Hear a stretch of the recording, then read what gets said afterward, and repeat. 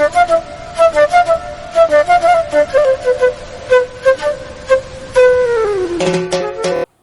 दोस्तों, आज हम बात करेंगे रूसो के सामान्य इच्छा के सिद्धांत की। रूसो जो सामाजिक समझौते का सिद्धांत है, जो होब्स, लॉक, रूसो ने तीनों ने मिलकर दिया था, हम वही रूसो जो राज्य के संबंध में कॉमन विल की बात करते हैं। तो रूसो सामाजिक समझौते के सिद्धांत में भी यही कहते हैं कि राज्य जो है एक कृत्रिम संस्था नहीं है, ये नेचुरल संस्था है जो एक समझौते के द्वारा स्थापित हुई है।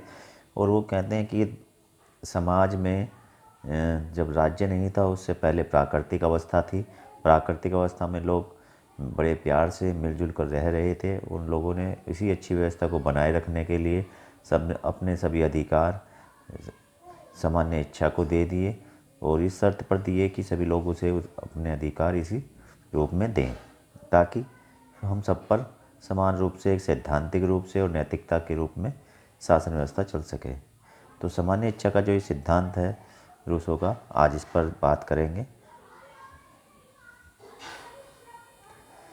रूसो की जो सामान्य इच्छा का सिद्धांत है, वो जिसे हम कॉमन विल कह रहे हैं, वो इसे दो रूपों में बांटते हैं। वो कहते हैं व्यक्ति की दो तरह की इच्छाएं होती है, एक यथार्थ इच्छा और दूसरी आदर्श इच्छा या वास्तविक इच्छा। यथार्थ इच्छा में व्यक्ति की स्वार्थी या व्यक्तिगत इच्छाएं आती हैं और वास्तविक इच्छा या आदर्श इच्छा में व्यक्ति की सामाजिक इच्छाएं आती हैं। व्यक्ति जो है वो दोनों तरह की इच्छाएं रखता है। वो अपने व्यक्तिगत विकास के लिए, अपनी व्यक्तिगत विकास के लिए भी इच्छाएं रखता है और वह समाज के विकास के लिए भी इच्छाएं रखता है। तो जो कॉमन विल है, इन दोनों में से वो वास्तविक इच्छा पर डिपेंड करती है। रूसो ने एक अपनी पुस्तक लिखी थी, सोशल कॉन्ट्रैक्ट। उसके दूसरे अध्याय में उन्होंने सामान्य इच्छा के सिद्धांत को दिया है। एक और पुस्तक उन्होंने लिखी, पॉलिटिकल इकोनॉमी। उसमें भी उन्होंने सामान्य इच्छा के सिद्धांत को न्याय की दृष्टि से, व्यवहारिकता की दृष्टि से भी उसका विचार किया है। जिसे हम यथार्थ इच्छा कह रहे हैं, यह स्वार्थ प्रेरित, संकीर्ण और अस्थिर तथा व्यक्तिगत इच्छा है। और जिसे हम वास्तविक या आदर्श इच्छा कह रहे हैं, वह विवेक और लोकहित पर आधारित संपूर्ण समाज का हित करने वाली इच्छा है। रूसो अपनी सामान्य इच्छा का अर्थ बताते हैं। सामान्य इच्छा राज्य के सभी नागरिकों की वास्तविक व आदर्श इच्छाओं का योग है। इन इच्छाओं द्वारा वे अपने व्यक्तिगत हितों की कामना न करने, सार्वजनिक कल्याण की कामना करते हैं। यह सभी के कल्याण के लिए सभी की आवाज़ है।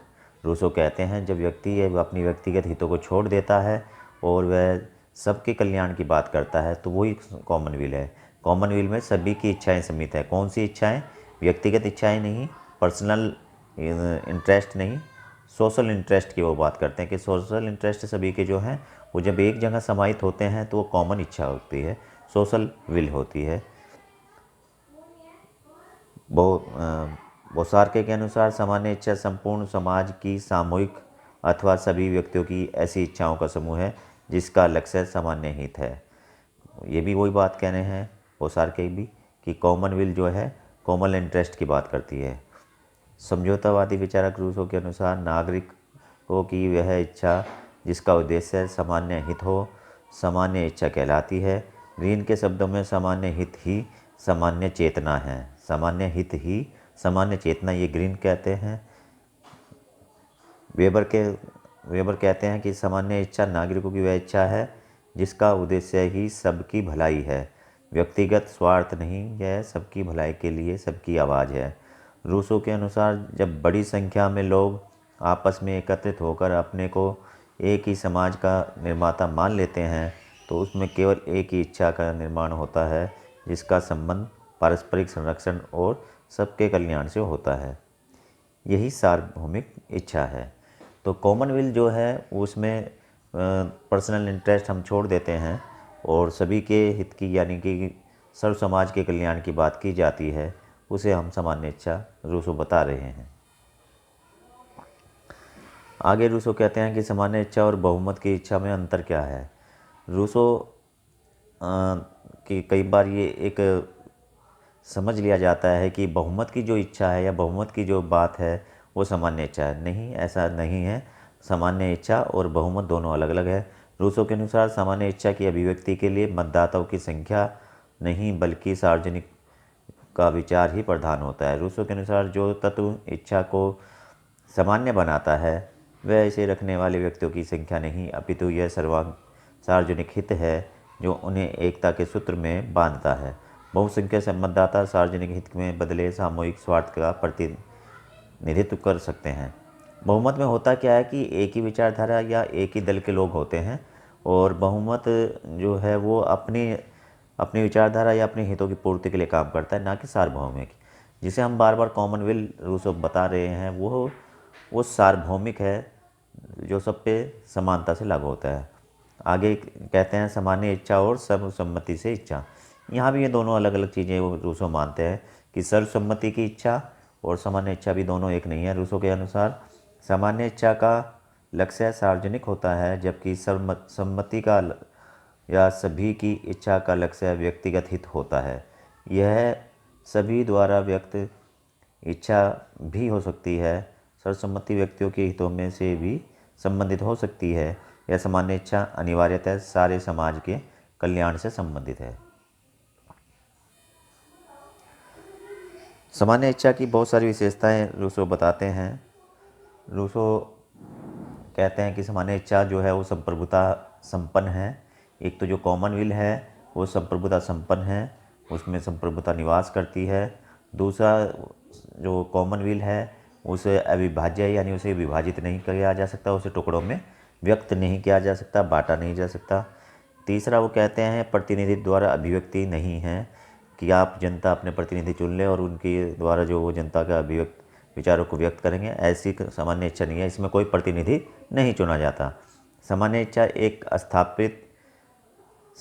एकता स्थापित करती है, यानी कि कॉमनवेल्थ जो है वो संपूर्ण समाज एक ही जाति या एक ही धर्म विशेष या ये कहें कि संपूर्ण समाज एक ही तत्व का समाज निर्मित करता है। सामान्य इच्छा देह है, इसे पराजय नहीं किया जा सकता क्योंकि सामान्य इच्छा जिस समाज में कॉमनवेल्थ होगी वहाँ वर्ग संघर्ष नहीं होता। सामान्य इच्छा अस्थायी होती है। सामान्य इच्छा कभी अस्थायी नहीं होती, यह अस्थायी होती है, इसे बदला नहीं जा सकता। सामान्य इच्छा का संबंध जनहित से होता है। अगला है सामान्य इच्छा में बाध्यता की शक्ति है। सामान्य इच्छा जो है कॉमनवेल्थ है वो ऐसा नहीं है कि वो किसी को बाध्य नहीं कर सकती।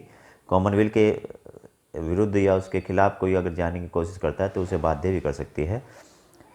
सामान्य इच्छा सदैव न्यायशील होती है, यह न्याय का तत्व लेकर ही इसमें विद्यमान होता है। न्याय का तत्व कॉमनवेल्थ में समाहित होता है। सामान्य इच्छा स्वतंत्रता और समानता की पोषक होती है। सामान्य इच्छा सभी कानूनों का स्रोत है। सामान्य इच्छा का स्वरूप अव्यक्तित्व है। यह किसी पर्सनल व्यक्ति में सामान्य इच्छा को हम नहीं देख सकते, यह सभी में समाहित है, संपूर्ण समाज में समाहित है। सामान्य इच्छा कार्यपालिका की इच्छा भी नहीं होती। यह विधायिका, कार्यपालिका या न्यायपालिका सरकार के किसी अंग या व्यवस्था के किसी एक अंग में समाहित नहीं होती, यह संपूर्ण समाज में समाहित होती है। सामान्य इच्छा के सिद्धांत की आलोचना भी की जाती रही है। पहली आलोचना इसकी यही है कि यह स्पष्ट है, इसे परिभाषित नहीं किया जा सकता, इसमें स्पष्टता नहीं है। सामान्य इच्छा के सिद्धांत प्रतिनिधित्व लोकतंत्र के लिए अनुपयुक्त है क्योंकि वर्तमान में सभी राज्यों में, सभी देशों में लोकतंत्र विद्यमान है और लोकतंत्र प्रतिनिधित्व के तौर पर काम करता है, तो वहाँ कॉमनवेल्थ की कहीं हमें दिखाई नहीं देती। तीसरा है यथार्थ इच्छा तथा वास्तविक इच्छा में भेद किया। यह विभाजन काल्पनिक व कृत्रिम है।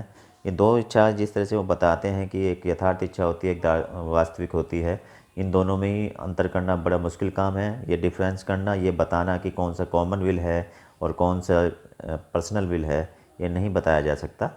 और सार्वजनिक हित की परिभाषा देना कठिन है, जो मैं पहले ही कह चुका हूँ कि कॉमन विल की बात तब नहीं मानी जा सकती कि ये सार्वजनिक हित है क्या, ये डिफाइन करने का अधिकार किसे है, कौन सा सार्वजनिक हित है, और इससे एक तरह से वर्ग संघर्ष ही पैदा होता है।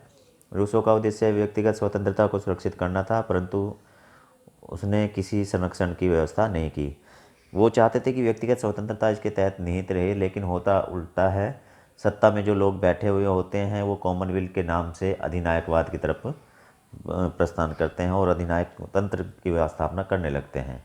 तो रूसो की सामान्य इच्छाओं की सिद्धांत की कई सारी आलोचनाएं हैं।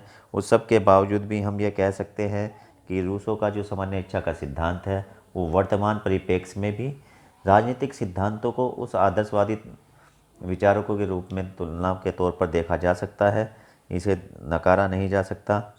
सबसे बड़ी बात यह है कि जो कॉमन विल है वो गुणात्मक है और जो बहुमत के द्वारा प्रतिनिधित्व के द्वारा लोकतंत्र हम आजकल देखते हैं वो संख्यात्मक है।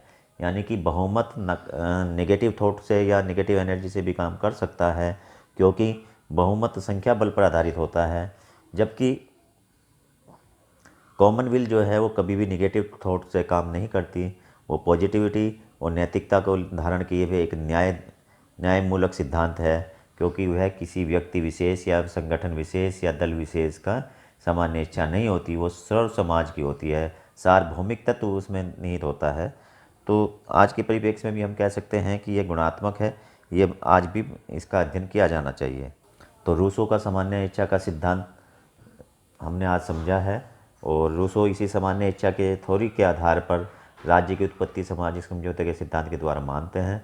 वो कहते हैं कि सामाजिक समझौते के सिद्धांत के द्वारा राज्य की उत्पत्ति हुई है। पहले आदमी प्राकृतिक अवस्था में रहता था और प्राकृतिक अवस्था भी अच्छी थी, लोग मिलनसार थे, लोगों में नैतिकता का पुख्ता अपने पराये का भेद नहीं था। उसी व्यवस्था को बनाए रखने के लिए उन सब ने अपनी इच्छा से, अपनी व्यक्तिगत इच्छाओं का त्याग कर, अपनी इच्छा से सभी व्यक्तियों ने अपनी व्यक्तिगत इच्छाओं का त्याग कर एक कॉमन विल, सामान्य विल बनाई और उसे अपने सारे अधिकार सौंप दिए, जिसके तहत राज्य शासन व्यवस्था चलती है। और यह एक तरह से लोकतांत्रिक शासन व्यवस्था है रूसो के अनुसार।